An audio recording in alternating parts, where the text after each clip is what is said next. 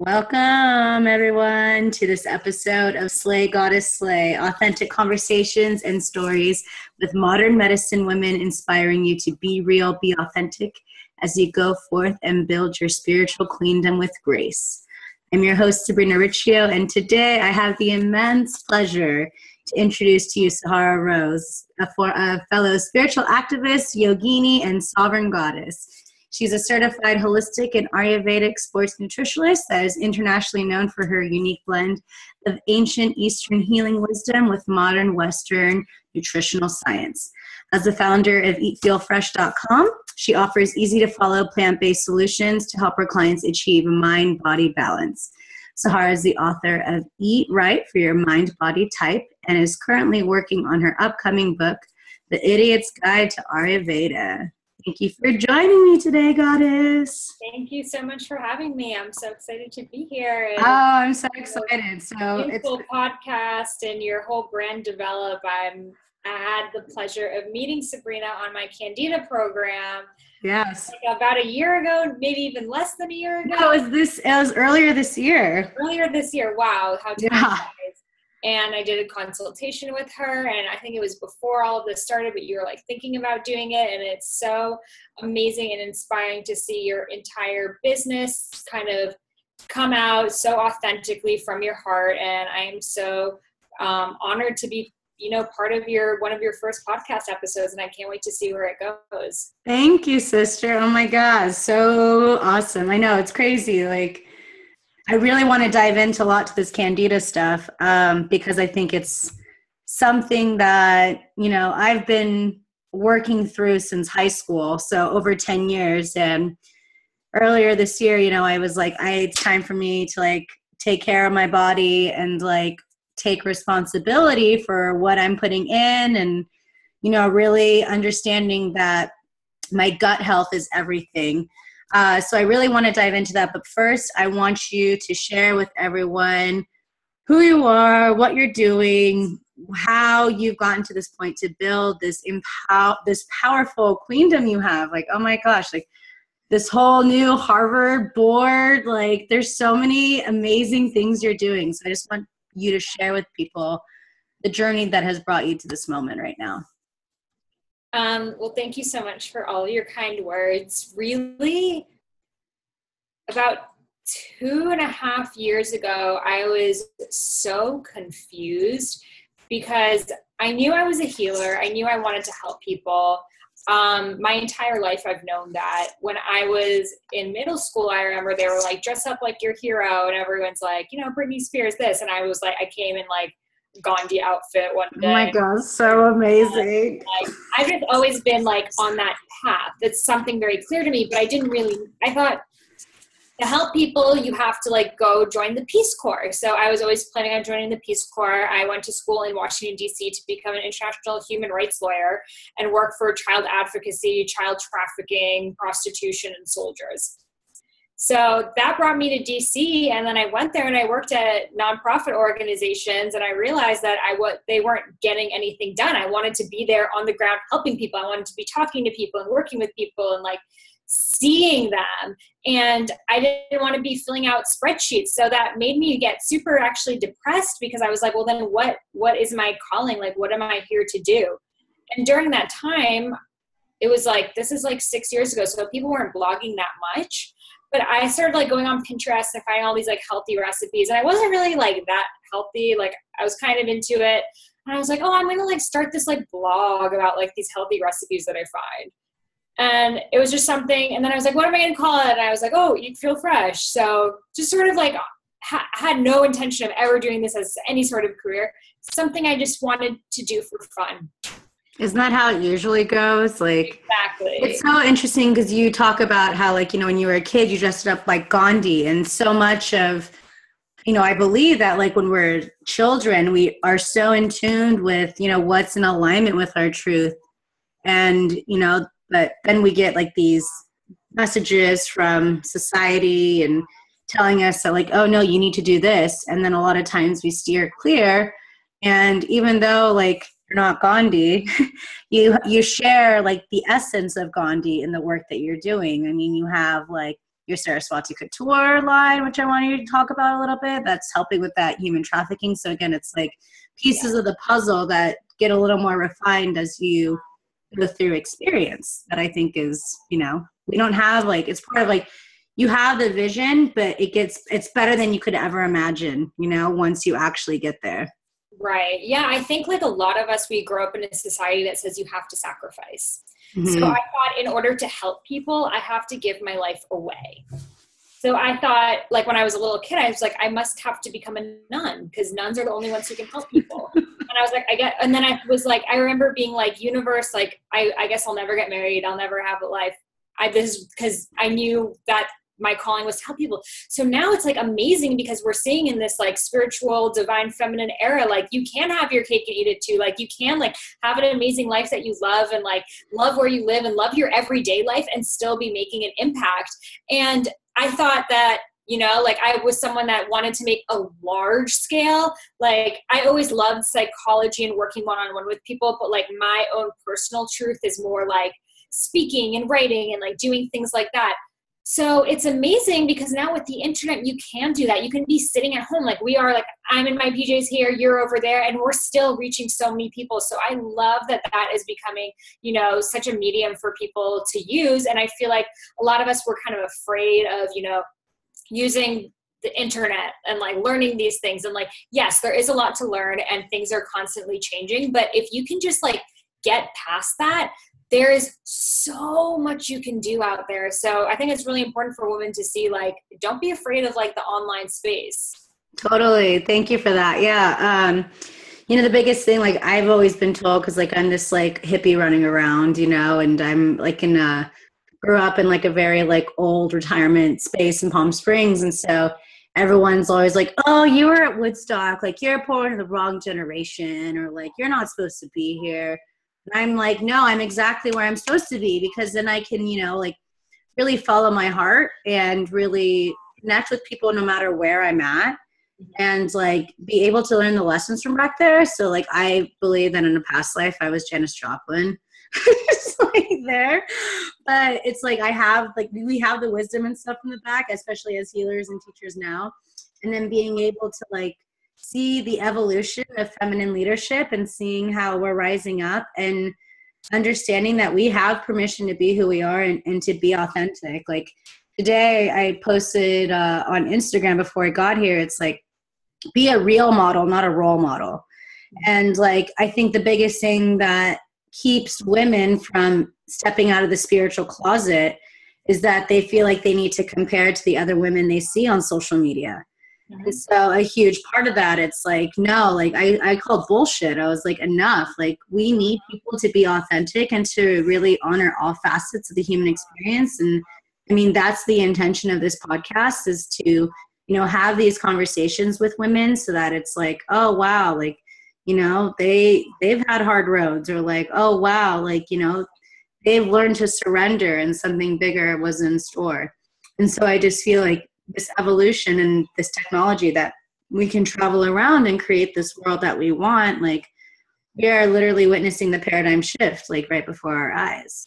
And it's awesome that like, I mean, I found you from like an email list, like I said, and then like did your Candida program. And then I had some health issues that kind of pointed towards that, with like having my gallstone issues like earlier this year too. So it's just like really taking responsibility even for like the food that I'm eating, and understanding that, you know, our serotonin's built in our gut and not so much our brain. And so understanding like now we have like all this modern science, which you really talk a lot about.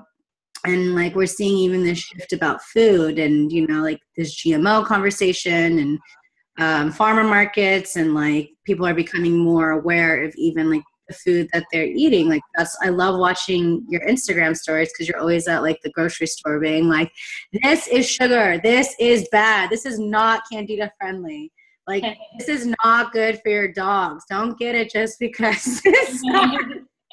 I know, now I'm like all about dog health too, now that I got this puppy. Yeah, so it's like, you know, and yoga is growing in popularity, and a big thing about yoga is, you know, the science of Ayurveda.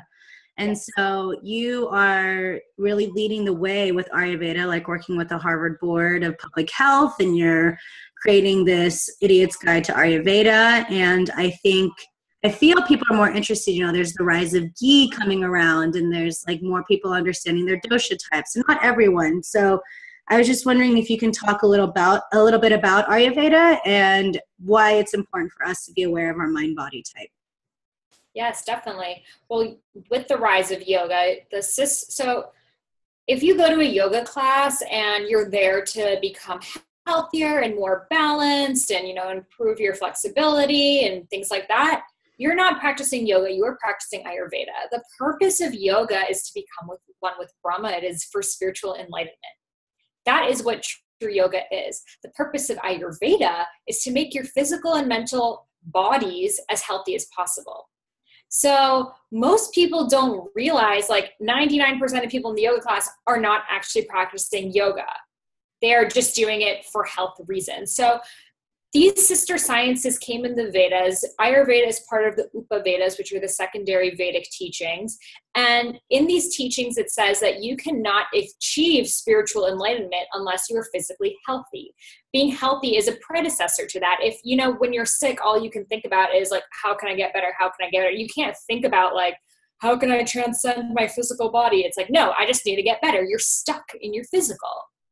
Mm-hmm. So in order to reach out of that and become so much more and step into your highest self, your physical body has to be healthy. You have to feel okay. You can't have aches and pains and digestive issues. And another really important part about Ayurveda is you are not what you eat, but you are what you digest. Mm-hmm. So everything that we digest is assimilated and it turns into our bodies. And that is not only food, but we also digest thoughts and emotions. So undigested thoughts and emotions accumulate as fat in our body. So Ayurveda is based off of the three main doshas, which are based off of the 5 natural elements, which are air, ether, which is space, water, earth, and fire. So these elements make up the 3 doshas, which are Vata, Pitta, and Kapha. Vata, I like to think of it like the fall wind. It's very airy and spacey.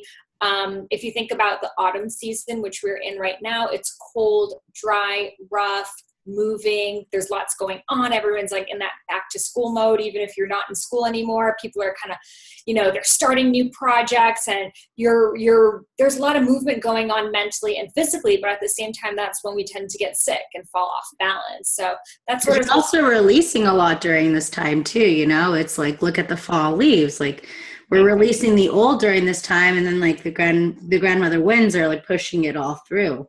Exactly. We're creating space right now for the winter and only keeping what we really need to kind of hold on and go into our winter caves. So in spring, we can sprout something new to life. So that winter time brings on Kapha, which is earth and water energy. So Kapha is very dense, heavy, stagnant.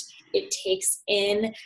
So whereas Vata is cold and dry, Kapha is cold and wet.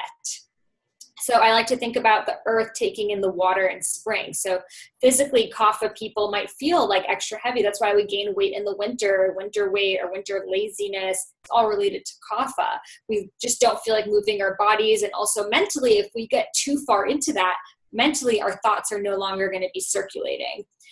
And then that continues into the spring, and then the earth begins to sprout flowers and come back into its circle of life, and the sun starts rising higher in the sky. We have daylight savings again, and it turns into Pitta time. So Pitta is both fire and water energy. So fire and water are the 2 most powerful elements. They are in charge of all transformation. So Pitta is very lively. It is goal-oriented, ambitious, hardworking, to the point, sharp, oily. So Pitta in our bodies, we might feel overheated, acidic, rashes, acne. And then in our minds, we might, on the good side, feel really sharp and like go-getter, trying to get things done. But on the flip side, we might become angry, impatient, agitated, and things like that. So every single dosha has its balance and its imbalance. And we are born with something called our prakriti, which is our natural doshic constitution. It's like the deck of cards that we were handed at birth. Like, I have brown hair and you have like these color eyes, and it's just our DNA. So we all have a specific constitution, like maybe I'm primarily Vata, secondarily Kapha, lastly Pitta. That's what I was born with. But then we have our Vikriti, which is how our diet and lifestyle and season affect it. So maybe I'm eating a lot of Pitta increasing foods, or maybe I'm living in a very Vata environment, or maybe I'm just, not getting out of bed, so it's going to increase my Kapha. So the purpose of Ayurveda, the secret of achieving health, is to make your Vikriti, the doshic constitution you have now, match your Prakriti. Mm-hmm. Because then there's also like your mind has a certain dosha, and then the body has that certain dosha too. Well, that is something. So in traditional Ayurvedic texts, so I studied Ayurveda in India.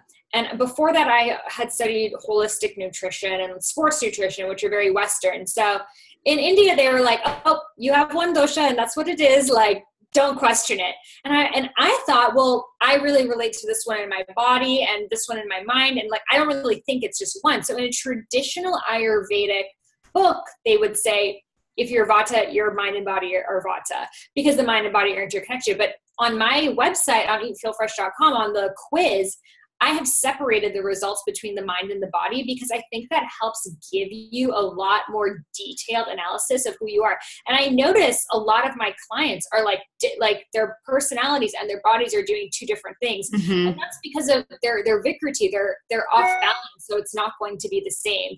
So whenever you're treating your body, you need to be treating for your imbalance, your Vikriti, not your Prakriti and what you were born with. You're always treating for the symptoms of what is going on. So typically, like if you take my quiz, look for the things that you're imbalanced in. Like if you notice you're constipated or acidic and things like that, and treat for that dosha. Yeah, because I used to volunteer at the Chopra Center, and the way that I volunteered for this journey into healing, and it was very big on like Ayurveda and understanding. They also did the whole mind body thing. And I think it gives us a little more, it gets us a little more in depth, and I think a lot of that time, because it's like, it reminds me of that book, like Eastern Body, Western Mind kind of thing. And it's, I haven't read that. Oh, it's a book about like all the different chakras. And it's talking about like having this Eastern body, but then understanding like the Western mind, that like the go business, because obviously like the way we live is completely different than the way they live in India. So that's something that we really need to honor. But I wanted to talk about your recent induction as the youngest member of the Nutritional Roundtable of Harvard. I was just like, oh my God. I like sent you a message. I was like, I'm so proud. Yes, thank you. Yeah. So I grew up in Boston, and I went to Boston University. And I spoke at Michelle Obama's Let's Move campaign event at Harvard Medical School while I was in college. And I've just been very involved in just sort of like what Harvard is doing and just schools in Boston in general, because Boston is kind of the biggest city in America. I think there's 800,000 college students there. So Harvard is sort of the leader in setting what health looks like on college campuses. So in the Nutrition Roundtable, I mean, I was by far the youngest person, like people in there in their 60s and 70s.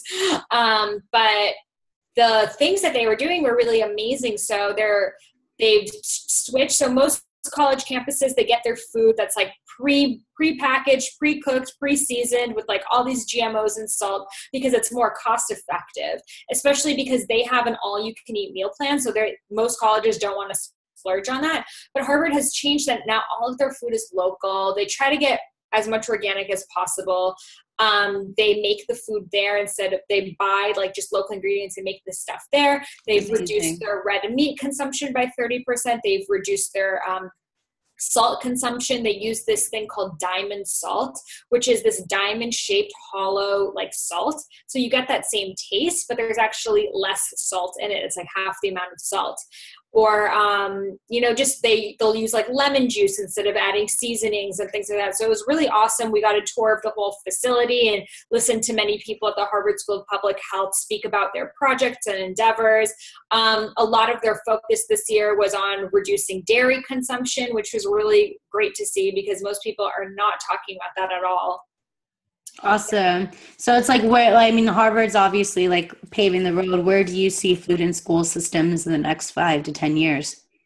I'm, I think, well, they have to respond to what students want. So the whole thing was they were like, we're ready to like eliminate red meat off campus, but students keep requesting it. So as that education increases and like we stop asking for these things, they'll respond. They're just going to give us what we want. So, you know, there definitely is that movement towards like being healthier and things like that. So like us healthy people, we need to spread the word to the non-healthy people because that's how it's going to grow. But if it remains this kind of like elitist margin of like, oh, I only eat vegan, but I don't talk to anyone else who doesn't, then the movement's not going to grow. So we have to really get out there and educate our peers because that's how we're going to make a huge impact. We are just one person, but if we can get into school systems and governments and things like that, that's how like monumental change, that's how we can shut down factory farms finally. Oh, so powerful.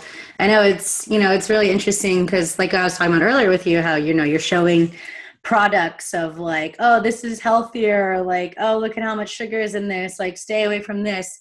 And I think like talking earlier too about social media, it's like this is how we're starting to get the conversation going. And I think for you to be that youngest member of that board, representing that youth voice, I think it's showing that like this is doable. Like we are here to we can really shift the paradigm if we continue to like be authentic and like share the wisdom that we have, and to be able to be like, hey, there is a healthier alternative. Because a lot of people, they just don't know where to start. And a lot of people, they've been conditioned to be like, oh, well, this is how I was raised. And this is how, it's not until something either drastic in their lives or some like influencer that they follow tells them to check this out, that's when they start to really go forth and be like, oh, hey, like, I should really look into this. And it's really interesting because like when I walk into like your average grocery store, I feel sick walking through them because I'm like, I am so energetically sensitive now that I feel the preservatives and I feel like the lack of food that's there. And you're lucky if you have this small little corner of organics. And it's super cool how I feel how like EBTs, like your food stamps, are now being accepted at farmer markets because it's like giving that kind of an initiative. But I think, the biggest thing that we really need to be concerned about too is like our clean water, and like with everything that's going on right now with Standing Rock, it's like, it's ridiculous that it's cheaper for you to go to a gas station and buy a soda than it is for you to buy a water bottle. I know. Or a beer. Yeah. Yeah. So it's like, these are the things that people of our age, of the youth, are really like becoming spiritual activists and understanding our connection to the water, to the elements, to our land, understanding, this whole movement with animals. And I know I'm witnessing more and more people eating less and less meat, and people are becoming more aware of that. Like a lot of my friends don't eat red meat anymore. They're all like really cutting back and they're seeing it. And I feel like a lot of the people that are like our parents or like older generations, or even when I was in the South this summer, that was a trip and a half because it was like, I went to this like jazz festival and everything that they were eating was all fried and processed stuff. So it's like, like we're blessed because you and I are here in California and we're in this very like progressive state with food that it's like we're leading the way. Like I remember like being in Atlanta airport and it's all junk food, landing in LAX and it's like farm to table, organic, Yeah. and it's like people are like, oh my God, like there's a reason why. I feel like there's a reason why like California is so attractive in that sense, because it's like we are literally permeating energy because like there are so many people that are aware of the food and the products that they're using and like understanding the energetic vibe, like frequency that these healthy foods are going. So Yes. like I don't know, it's really fascinating to me to see how, I'm happy to see more farmer markets coming up and more of these like healthier grocery stores. And I know with me, like me putting my energy and my money towards these smaller companies that are creating these GMO free, organic, like 1% for the people. Like I really feel that that's kind of the the way that we're moving is kind of through conscious business, and also connect and realizing what really matters, like the whole fair trade. I don't know, where do you see business going in terms of conscious business? I think it's definitely blooming. It is like a friend of mine, she lives in Bangladesh, and she's starting the first ever like female sanitary napkins, because in Bangladesh, women simply don't have them. They use rags when they get their periods, and it's so taboo to have your period that like you don't even want to tell your husband. So recently what happened was this woman, she left her rag outside and a snake got inside of it. Oh my God. And she put it on herself, and this snake went inside her and she died. Wow. So it's like, okay, we really need to start talking about this. But they knew that since it's like a Muslim society, like the stores refuse to sell pads. They're like, we're not having this in here. And the stores are run by men. So they had to think creatively, and they saw that this microfinance model had been working in Bangladesh. So they've set up this kind of like multi-level marketing for pads that they educate the woman in these villages on like how you can use sanitary napkins. And the thing is, was women in Bangladesh, they don't wear underwear. So they were like, okay, well, where will these pads go? So they tied these strings on the side of them. So it's like kind of like a diaper kind of in a way, but you just use it one time.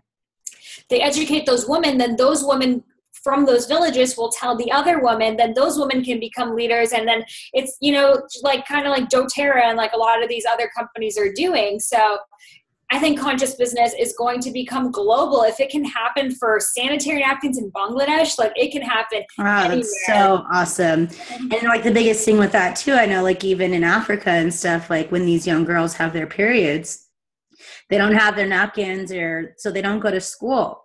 And that's why there's a huge like amount of women and girls that aren't in school because they're simply like on their own. Yeah, you have to take like a week off. It's crazy. Once a month, like that's a lot of school to miss. Yeah.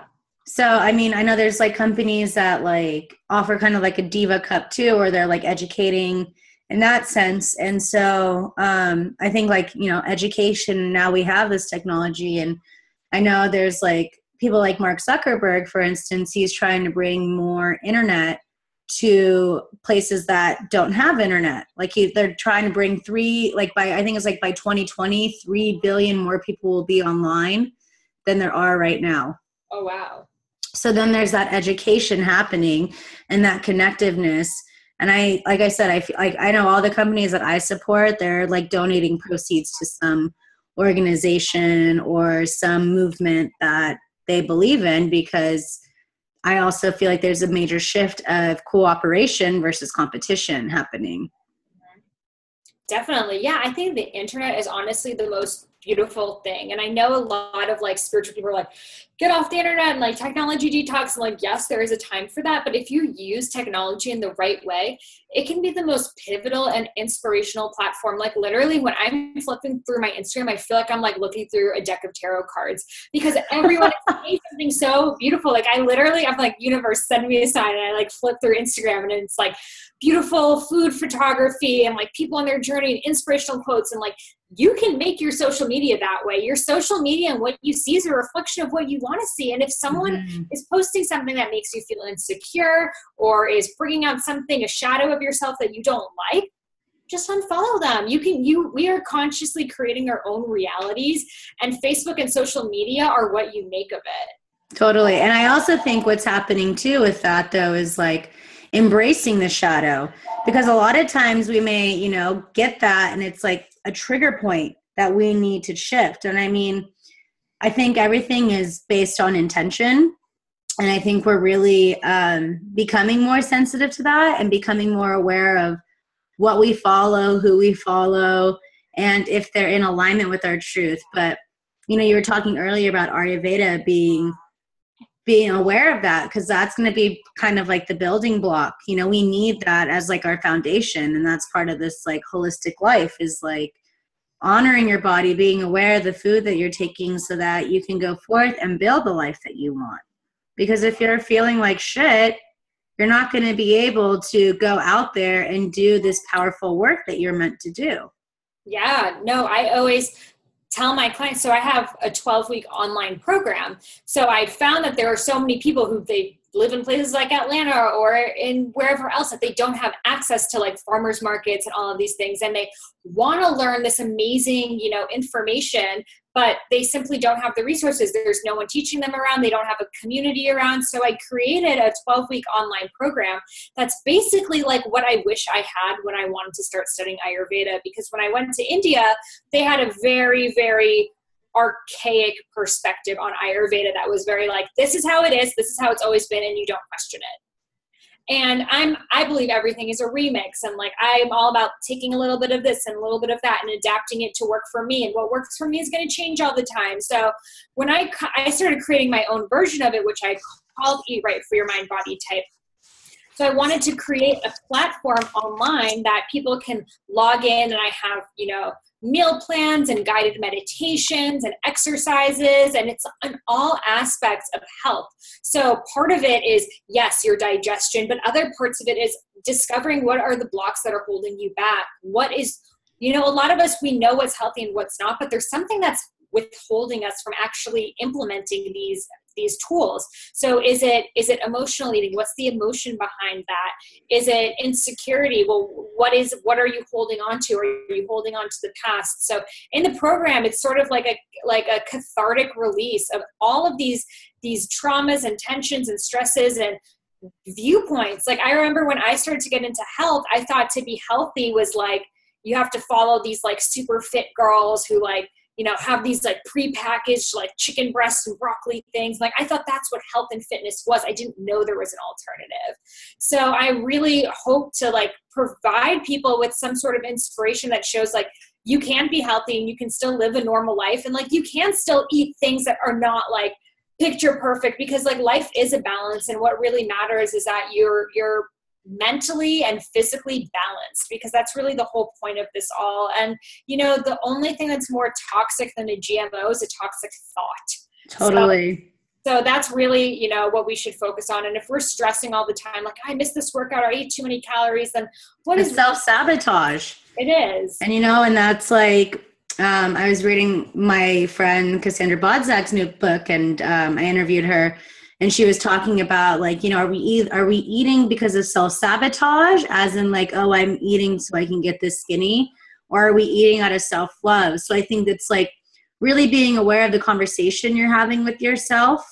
That's like really big. I know with me, like me detoxing and purging so much of what no longer serves over the years, like I know that's why I got these gallstones. Like these gallstones were like a curated like negative thoughts that were stored in my body that got stuck, and my liver is there to process and detox.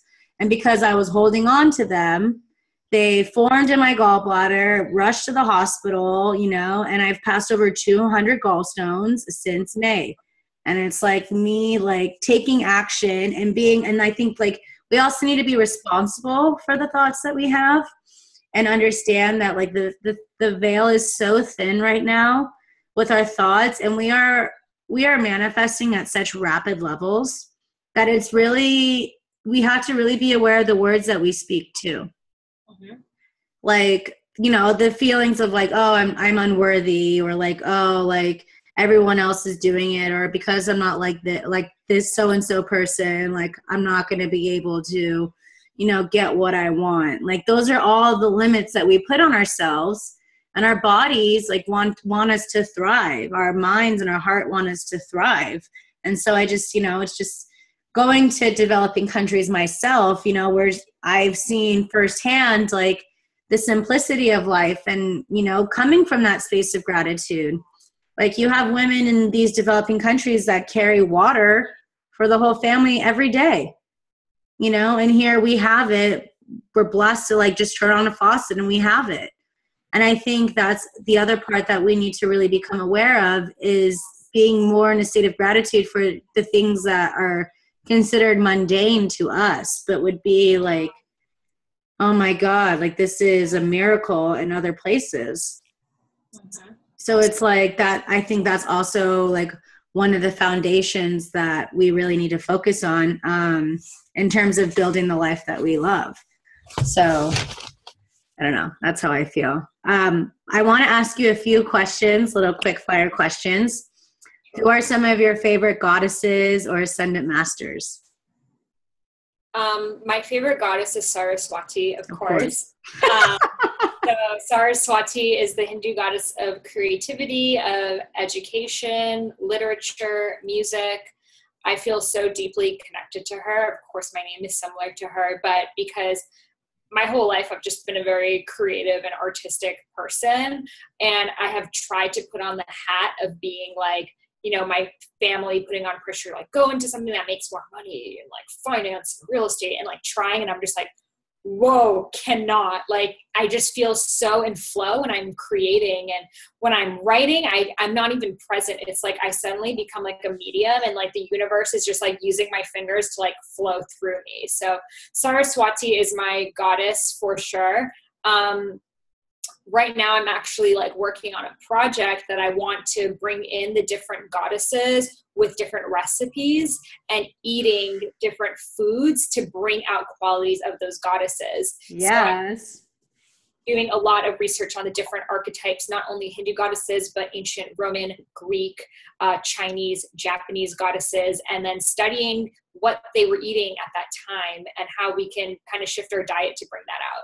That's amazing. Because to me, that sounds so much like doing this work as a global citizen, because, you know, like so many people just like, oh, I need to study like the Greek goddesses, or like, oh, I need to study all the Hindu goddesses, when it's like all of them have so many incredible things to share.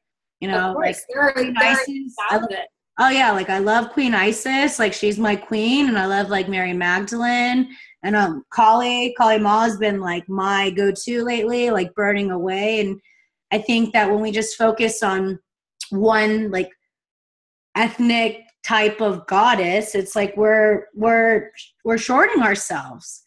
And you know, and it's like it's so awesome, because we realize that like we can tap into these goddesses, and like they're part of us, like they're here with us all the time. And it's like that's part of like, oh, you're never alone. Like you can really like connect with them and be like, oh, hey, like I'm like Sekhmet, help me like get through this, like give me the strength right now, you know. Or I'm like, oh, Mother Mary, like please like help me bring in this miracle. Like there's so many different things, and that's something that I'm extremely passionate about, is like helping people understand these other goddesses. And like, you know, we got White Buffalo Calf Woman that's been clearly making her presence like extremely loud lately. Oh yeah, that was beautiful. Oh God, I cry thinking about it. Like she channeled through me a couple weeks ago, and I just bawled crying. I was like, why me? Why am I the lucky one that gets all these messages? Like I'm here to share it. I'm here. But like, yeah. Oh man, like they're so powerful. So with that being said, what does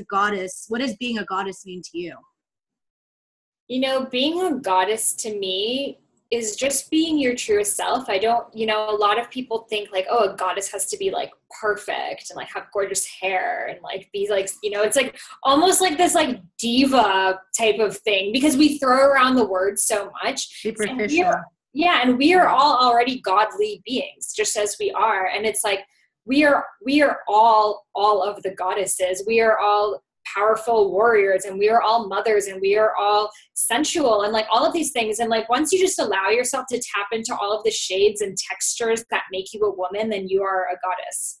That's so amazing. Yeah. And I think like this rise of the goddess, because, you know, like the chakra, like our root chakra is ruled by the masculine, and that's where a lot of our security and our safety and protection, like a lot of our shame and our insecurities and stuff are really in that root chakra. And it's like, because it's been so imbalanced, even as a collective, you know, our second chakra is that water, that feminine creative being. And I think like she's been so loud because she's ready for us as like, you know, as the Kundalini teacher, I that's how I'm seeing this all. It's like she's like yelling at our root, being like, wake up, like you are safe as you are. Like I want this energy to rise. Like I want you to like be able to like be comfortable like with this foundation as you follow your truth and allow me to rise. So I think that's been part of the whole healing of the masculine.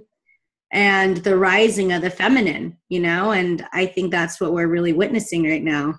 So where do you see feminine leadership heading?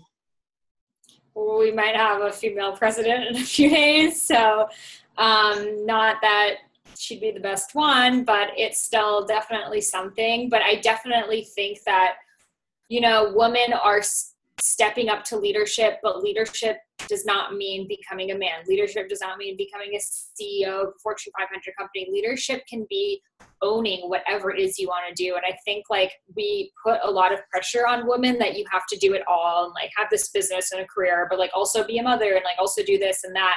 And I think now women are being like, you know what? I'm naturally more feminine and I don't want those goals. Those aren't mine. Those aren't true to me. So I'm not going to put on your pants because I'm going to like rock it in my dress right now and still be just as powerful as you are. Tell them. Yes. Yeah. And I also think it's also like women are starting to say no, like knowing to say no, and that it's okay for them to say no because they're becoming to know themselves. And it's like, no, that doesn't resonate with me. Oh, so yes. That's what I feel. What are some of your favorite crystals? Favorite costumes? Crystals. I love aquamarine. I just love anything that is turquoise. And I don't know. I mean, I like amethyst for clarity. I used to have a lot of tourmaline and grounding stuff because I had a lot of ideas, but I wasn't able to like figure out what it is I wanted to do. So really they just change according to where I am in my life. I agree. I mean, there's so many, and it's like kind of like an oracle card, right? Or it's like, I need this guidance right now. Or like, as you said, I need this Instagram post right now. Like, this is what I need to like get me through it. I completely agree with you. Okay. So what advice do you have for those who are on the path to thrive? I think always remain curious. The reason I got to where I am is because I'm a very curious person. I'm always asking questions and I always want to learn more. Use the internet. It is the most amazing resource. You can find everything that you need to know. You just have to have the questions. Perfect. And my last question is, what's your spirit animal? Well, I always resonated with peacocks because I love how they're very graceful and beautiful, but at the same time, like, you don't mess with a peacock, they'll snap your ass. Like, you know, I love that about them. So, and, like, you'll see, like, on my website and my signature, it's always like peacock feathers. Yeah. And also, you know, they're Persian and they're Indian. And I remember when I was in India last, I was about to leave for Bali and I got sick in India for the first time. And I eat everything in India. I've never gotten sick. But at that point, the universe was like, you need to leave for Bali. And I was in the middle of Delhi, which is a huge city. Mm-hmm. And I looked out the window and there was a peacock staring right at me, like a real live peacock in the middle of a big city. And I looked and my friend was like, what the hell? It's like, I've lived in India my whole life. I've never seen that. And it was just like a sign to me. So peacocks, but also when I speak and lead retreats, I've had multiple people tell me they've seen a panther come through. There might be a panther, which I also think is very graceful and powerful at the same time. Oh, totally. Yes. Awesome. And so where can we find you? On eatfeelfresh.com, I have a quiz that you can discover your mind body type. So I really recommend taking that so you can see how much Vata, Pitta, Kapha you are and find out the best food and lifestyles for you. And I have tons of free gifts that you can download. I have, speaking about the pain that you feel in your emotion and releasing gallstones, I have a chart, an emotional pain body chart, and it shows where you're holding pain on your body and what emotion it's tied to. And of course, my Instagram and Facebook are also Eat Feel Fresh. So I'm always posting stuff on there. My stories obviously tell you what to eat and what not to at the grocery store. So you can find me everywhere. Eat Feel Fresh. Thank you for being a strong, powerful paradigm shifter. And I'm really excited to see you continue to share these messages and even help us share spices that can help us get off these pharmaceuticals and all these different. Yeah. The article I wrote yesterday is about turmeric has been found to be more effective than Prozac for depression. See, we have the medicine. We have it all. Thank you, Mother Gaia. So thank you so much again for being with me. Thank you so much. And I can't wait to keep tuning in to different episodes and getting to know your whole community. Yay! Thank you, sister. And thank you, everyone, for joining. I hope you guys have a lovely rest of your day. Take care. Namaste, Satnam. Namaste, Satnam.